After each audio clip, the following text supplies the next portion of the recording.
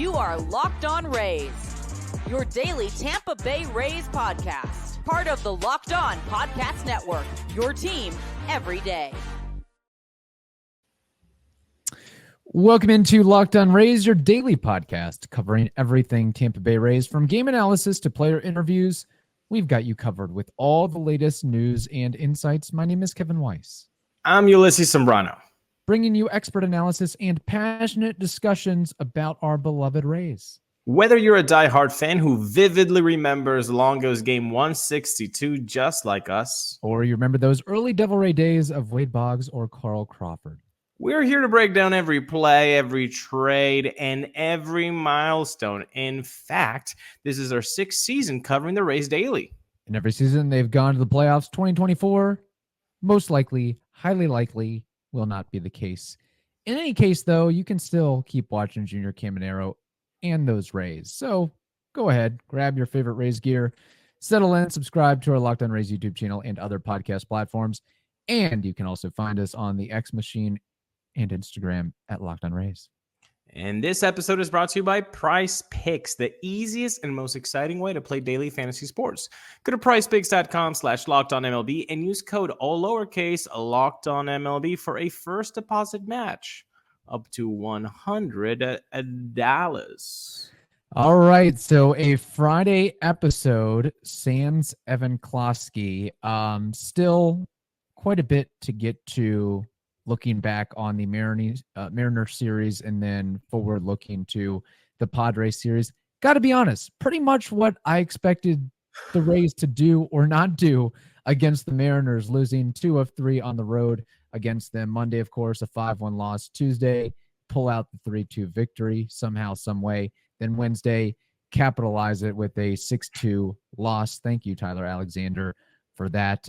That completes the 10-game West Coast trip, going 4-6. So more of those ho-hum Rays and not scoring much offense across the board. Pretty much what we've said for months and months here. Yeah, dude. Remember when we said in the beginning, they just have to be 500 by the end of April. They just have to do that. They really took that to heart, didn't they? They were like, oh, we just got to keep 500 the whole time, not just through April, not just through May. We got to get through 500 the whole season. And, you know, when this team is going to get so much better when the reinforcements come. Nah, fam, they stayed the same. They stayed 500. And you looked at those scores, and it's same old story. 5-1, you didn't score enough runs. 3-2, you barely scored enough runs to win. And 6-2, didn't score enough runs. It's the same story. This offense is now officially way less than mediocre. Right. Way less than mediocre. Yeah, and I assume I would love to see a breakdown of what the Rays' offensive stats have been since the trade deadline, because it's even got to be more in a dumper than what it was previously. It's funny because the Rays playing Seattle and then playing the Padres later on this weekend, those are two teams that added from the Rays roster going into the trade deadline. Credit to them. Credit to the Mariners. It's kind of interesting what's going on with the Mariners. They fired their manager, Scott Service, in a unique way. I guess he found out via text message. Whoa. They actually went and made a play and said, okay, we need some help here. We've got a chance. I think at the time of the trade deadline or thereabouts, they were having some ups and downs, and it was like, let's just go for it. Let's just make a couple moves and see what happens. We got some injured guys that'll eventually come back and be healthy. That'll boost our offense. Let's go out and get a piece or two or 3 or 4. They added a couple relievers. They added, of course, Randy Rosarena, who his numbers are starting to look really good for the Mariners now, and Justin Turner and Victor Robles. And got to say, I know that Turner hasn't been doing so hot in an M's uniform, but that's a guy you need in the playoffs. Randy's a guy you need in the playoffs. So they are dead set on however they get in, by hook, by crook, whether it's winning the division or the third wild card, they could make some damage and get hot at the right time, especially when you incorporate that lethal pitching staff from the starting rotation to the bullpen, they could surprise some folks. I'm just going to throw it out there. I mean, honestly, that pitching is what could be very deadly in the playoffs. I mean, when you have a starting rotation where you have to ponder on who do we put in the bullpen, who should be the long guy, what are my top three, that those decisions shouldn't be that difficult, but the Mariners have them that way, and good for them. And you have a point there with Turner. I know he's not killing it with the Mariners so far, but in a series like that's a guy that can go off with COVID or not COVID. Flashback. And Pine Tar included. And Pine Tar's always included. Yes, but yeah, no, this team, I think that would be a great topic Tuesday or topic Thursday for next week, is a deep dive on how this team has performed since the trade deadline, July 31st. Like, let's just see all the splits and how that goes, because I would be very surprised to find out, except for the bullpen, that this team has excelled in any way, shape, or form. Even defensively, they've been sloppy. They've been unwatchable at points. In fact, I would say if you're a casual Rays fan, and maybe even a hardcore Rays fan, you're starting to tune out and tune off and say, oh, when's that first NFL regular season game? When's that first college football game? That's kind of the mindset we're at right now, unfortunately. And the Rays better have some good promotions coming. Otherwise, I don't think they're going to draw much of a crowd for their remaining home sets here. No, and that's such a shame, because that's obviously not what we all expected for this team in 2024. We said, hey, at best, it'd be like a 92-win team. At worst, it'd be like an 86-win team. So 86 to 92 was our window. Right. Kev, that is incredibly rose-colored lenses. If anybody out there is saying those numbers, I wouldn't want them to be in a fiery room with me. Right. Yeah. It's unfortunate. I mean, I guess if I have to look at a couple positives here from the series, honestly, I guess the road trip could have gone worse. They could have gone 3-7, 2-8, what have you. But when you're taking in America's pastime, don't forget to hydrate with Liquid IV's Popsicle Firecracker flavor, a surefire summer hit. You can get hydrated with electrolytes, essential vitamins, and clinically tested nutrients from the #1 powdered hydration brand in America, because baseball and summer go together like Liquid IV and indulgent hydration go together. So blast off with the iconic summer flavor of Popsicle Firecracker, a festive blend of citrus-fueled lemon lime, tart cherry, and raspberry flavors. Here's how it works with Liquid IV. Tear, pour, live more. 1 stick and 16 ounces of water hydrates better than water alone. 3 times the electrolytes of the leading sports drink as well. Really cool stuff. 8 essential vitamins and nutrients. And did I also add a note here? Always non-GMO, vegan, gluten-free, dairy-free, and soy-free. So this is the catch here. No more thirsty summers when you indulge in hydration with Liquid IV. Get 20% off your first order of Liquid IV when you go to liquidiv.com and use code MLB at checkout. So good, I'll repeat it one more time for you all out there. That's 20% off your first order when you shop Better Hydration today using promo code MLB at liquidiv.com. Against the Mariners, you had Junior Caminero getting his first MLB triple in very junior fashion, hitting the ball so hard it gets by the left fielder and he scampers his way to third. Jose Siri doing what he has a knack for doing, as much as we have negatives to impart with other parts of his game.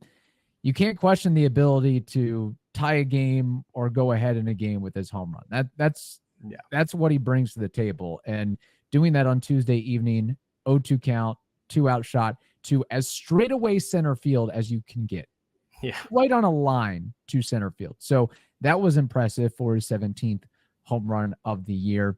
I joke about Tyler Alexander pitching batting practice, home run derby to the Mariners, but other parts of the pitching staff, building blocks for Jeffrey Springs and Drew Rasmussen. And we hope that they can continue to build upon what they're doing and, give the Rays some semblance of hope in a shot for 2025 and beyond. And that's pretty much what I got for the positive angle, because when you score 1 run, 2 runs, 3 runs, very hard to win ball games. Yes. And by the way, Kevin is not joking, folks. That's exactly what they scored: 1, 3, and then 2 runs. It's not good. And you know what? If you're gleaming over the positives, which, by the way, good job on you to find any positives here. So everybody, congratulate Kevin on that. I'm going to be Mr. Obvious and go with the negatives here with the offense. I did some stat sheet lookup, and boy, oh boy, the numbers are still bad, folks. They're 27th in home runs with 123. They're 28th in batting average, 230. They're 26th in ISO, 139. 25th in K rate at 24.7%. So they're 25th with 25% K rate, and 21st in the league in WRC plus with a 96. They're below average. They're worse than mediocre. If you thought that the 2022 team lacked some sort of offensive prowess, well, we just needed to wait 2 years to say, well, I wish we had that 2022 offense. That 2022 offense, which was so dreadful at times, would not be in this position. Right. Would not be in this, because I don't think that the 2022 team had as solid as a bullpen as we now have it for the last 2 months.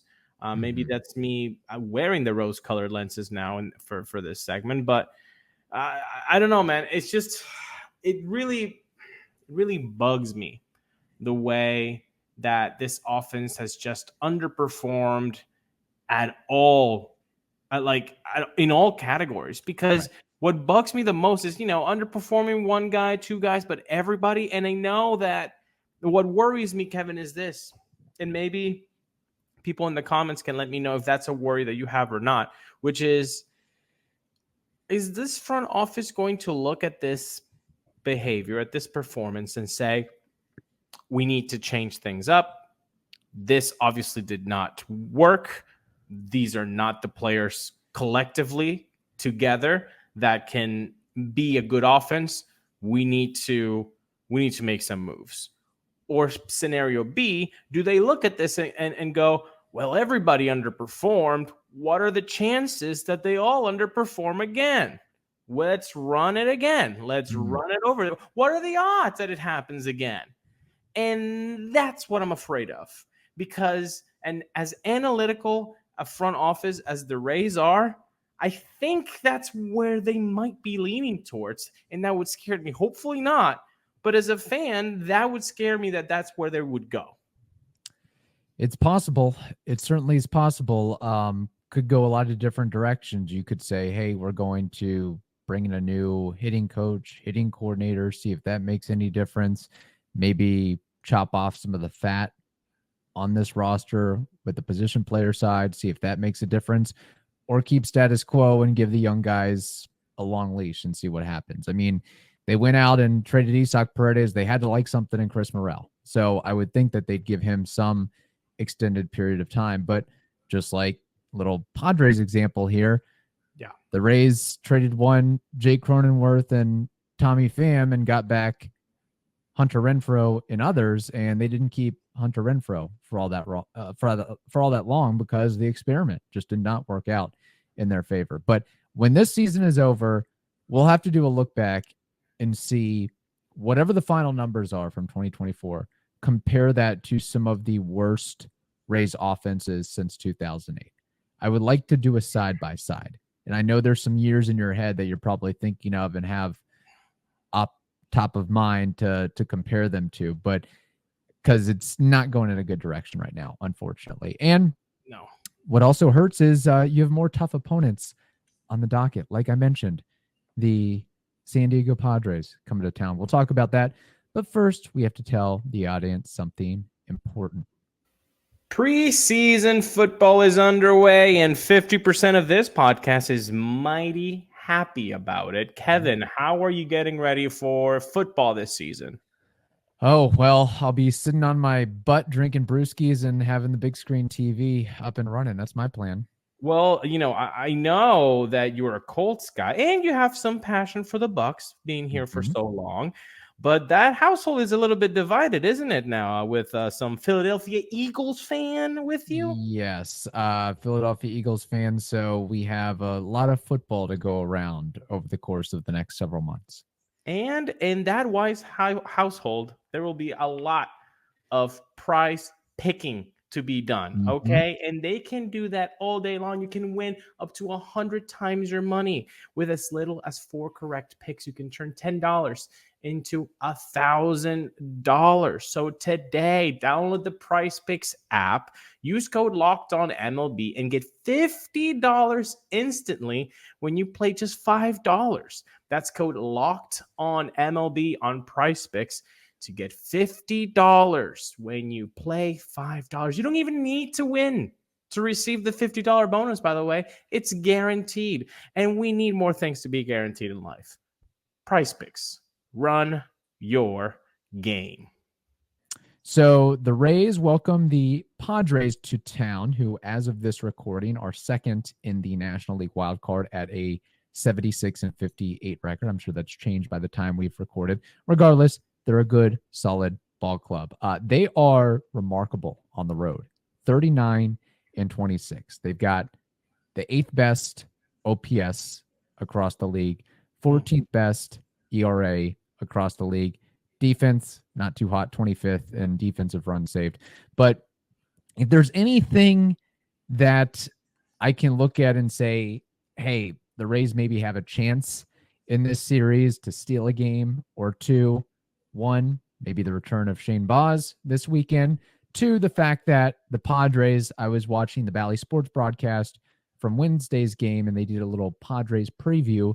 And I can't remember the exact year that the Padres have been to the Trop, but it has been some time. And like we always say, National League visits the Trop. Mistakes, issues are going to happen with the greatest warehouse in all of professional sports. There's bound to be some defensive miscues, and they're already on paper not a very good defensive team. So maybe that gives the Rays a little bit of a lift in leverage. Plus, Padres, the Rays have the day off coming back from the West Coast trip. So hopefully they're a little bit relaxed and refreshed. And that's about what I have for really. I'm relying on the ballpark to carry the weight in this series. Yeah. Thank you for saying it that way, because it's like that's where we are with positives here when we are looking at the Rays going against, a playoff contending team, 3 games back on their division. They could win their division. Obviously the Dodgers are going to be the favorites, but they're in there with the Diamondbacks as well. So I think regarding the defensive side of things, Bogarts and Machado, obviously they're going to be used to the Trop. And another name that would be used to the Trop, which you have brought on off camera, is Kyle Higashioka. Yeah. The longtime Yankee guy. He knows what the Trop is about. And Kevin, I have a simple question for you.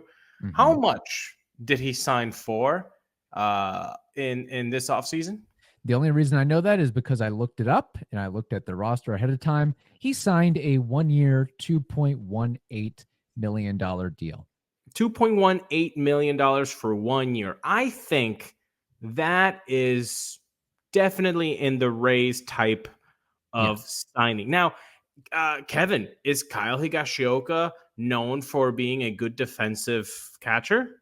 He is. He worked with Garrett Cole quite extensively. He was his catcher du jour, as was Ben Rortvedt when he was healthy with the Yankees. So I would say, yes, I think he has a lot of respect across the league and across other organizations. Last question, and Mr. Higashioka here, Mr. Weiss. Is he having a good season with the bat? He's having a very good season with the bat.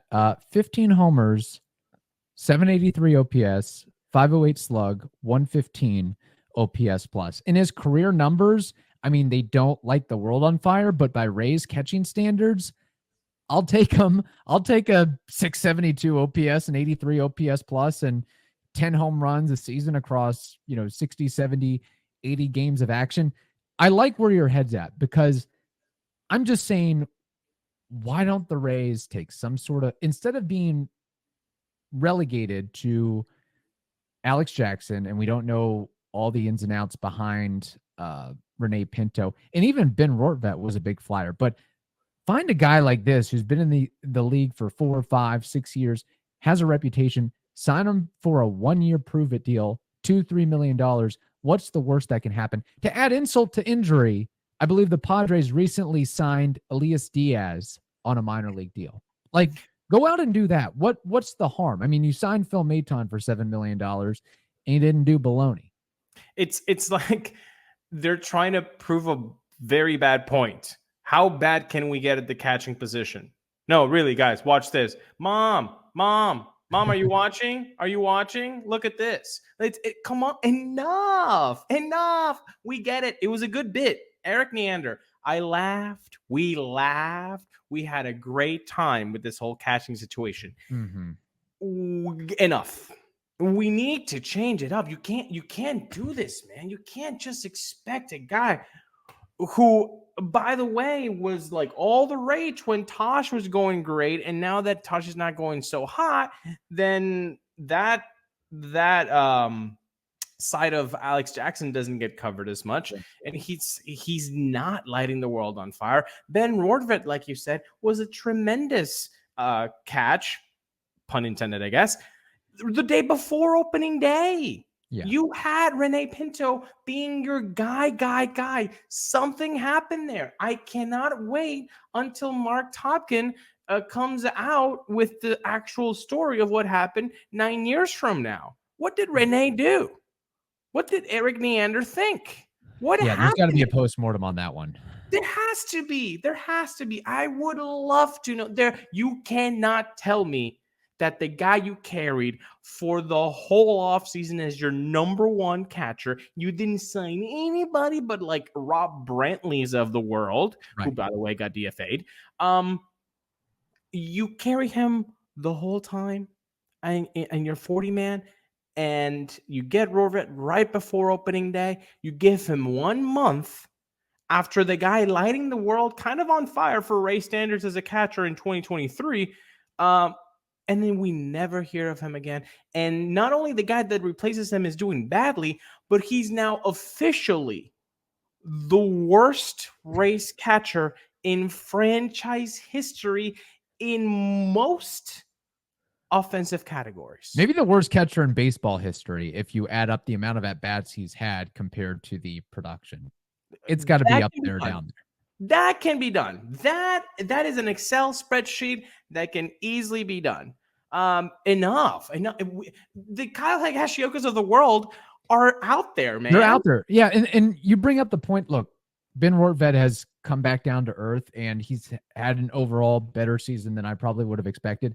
But his numbers this year is basically an average season for Higashioka over what he did the previous half dozen seasons with the Yankees. So I don't know why they don't go out and make a play for that. They certainly should have the money this offseason with all the salary that they've dumped between Eflin and Randy and Savali and so many others. And just to bury the point even further, you're facing the Padres. You're probably going to see Jason Adam again, this time in the opposing uniform. And Jason Adam has done nothing but shove for the Padres. And 12 innings pitched, 12 appearances. He's got a .75 ERA. So he is doing what they bargained for him to do. And we're just hoping that those prospects who had good grades, good marks on them, that the Rays acquired for him turn out to be something. And if we're talking about trades, might as well bring up the Jake Cronenworth debacle that was from 2020 because Jake Cronenworth, look, he's not a superstar by any means, although he is a 2-time All-Star now. But let's just go back to it. Tommy Pham, Cronenworth, given to the Padres for Renfroe, Xavier Edwards, and a player to be named later, Esteban Quiros, who did not do anything. And who knows, he might be out of baseball playing in the Mexican leagues. And then the Rays go out and trade Xavier Edwards to the Marlins, who, what's he doing for the Marlins? Batting .350. Must be nice. Yeah. But we have Taylor Walls, baby. Hey. We have Taylor Walls. Yeah. So, and I know that, like, again, Cronenworth, solid player. Just having a solid piece in the lineup. Yeah. I'll take right now. Like, I know his numbers aren't amazing this year, but by Rays standards, by 2024 Rays standards, he could be our cleanup hitter for all I know. 721 OPS. Yeah, he would be a regular starter. Yes. For Rays standards. By the way, I hope that people don't take this as like we're just like jumping at everything, because we've said this enough times that I don't think it merits. But the Rays front office is amazing, and it out of the top 3, and it ain't 3. We get it. Yeah. But they also make mistakes, and I feel like in this particular fandom, in this fan base, there's way too many seal clappers out there that do not talk about anything but positives, and so they leave that up to us because they don't do it. Yeah. And so far, I mean, we hope third time's a charm in dealing with the Padres, because the Blake Snell deal did not turn out as we expected. So maybe Stop the picking Jason up Adams phone calls from San Diego. Stop it. Okay, Be I'm like sorry. the Pirates. Be like the Pirates. They don't pick up our phone calls. Be like the Pirates. Yeah, pretty much. So there we go. So, I mean, at the very least, you get to see some former Rays players and farmhands in a Padres uniform. So you have that going for you. All right, let's move on. Let's try to have a little levity and fun here with baseball trivia in Name That War. But first, we have to tell the audience something important, and that is this. You can catch every pitch of the Rays hometown broadcast with SiriusXM. Just download the SiriusXM app and search Rays. Also bookmark si.com/MLB/Rays for written content about your Tampa Bay Rays. Ulises, as we get to baseball trivia, Name That War. My trivia question for you, not surprising, it does involve the weekend opponent here, the Padres. I think there is a Harry Potter Hogwarts mug cup giveaway this weekend, so worth checking out. If not the action on the field, then maybe the action in your hands with the giveaway. So especially if you're a big Harry Potter fan. But the Padres, I have in front of me a list of games played in a Padres uniform. Most games played for their career in a Padres uniform. I want 4 names, and I'll give you a little hint. Could be more than position players on this list. Trevor Hoffman. He is number 9 on this list with 878 games played. Tony Gwynn. Tony Gwynn, numero uno on this list with 2,440 games played.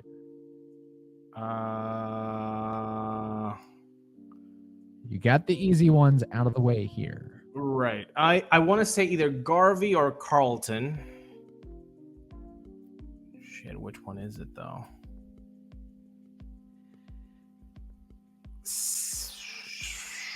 Let's go with Garvey. I imagine you're talking about Steve Garvey. Yes. Strike one. Damn.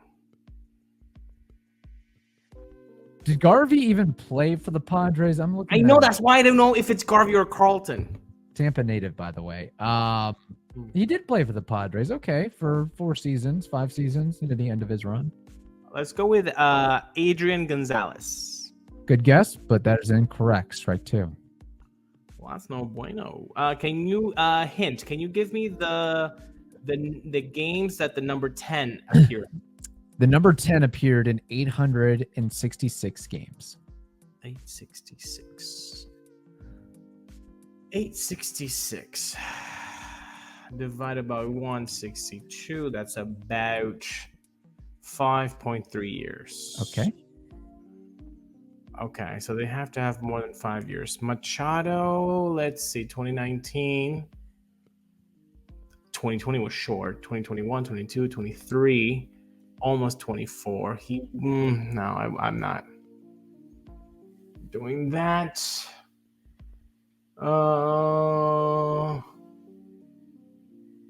Heath Bell was there a long time. Again,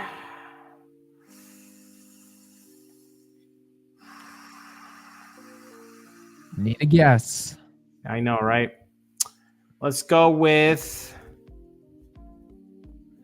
Eric Hosmer. Strike 3. Okay, here we go. Games played. Tony Gwynn 1. Gary Templeton 2. Dave Winfield 3. Tim Flannery 4. 5. Gene Richards 6. The amazing future Hall of Famer Chase Headley. Just kidding. 7. Will Venable. 8. Wow. Briefly Array.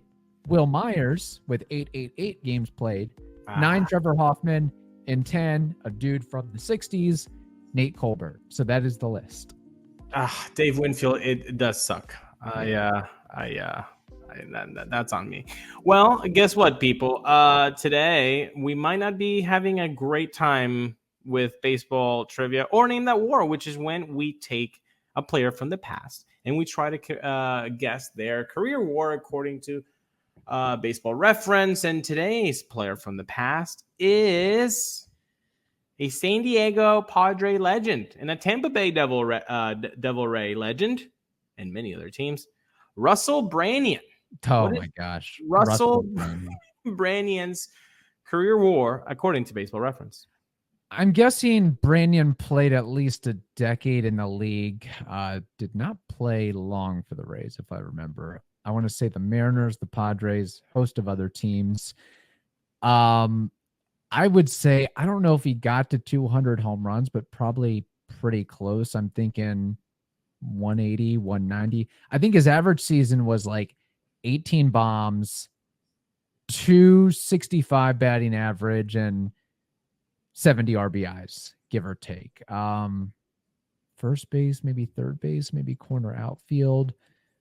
Bottle all that up. Don't think he was ever an all-star or gold glove winner. Just a journeyman baseball player who probably has a pension. All that. I'll say his career war, Baseball Reference war, is 12.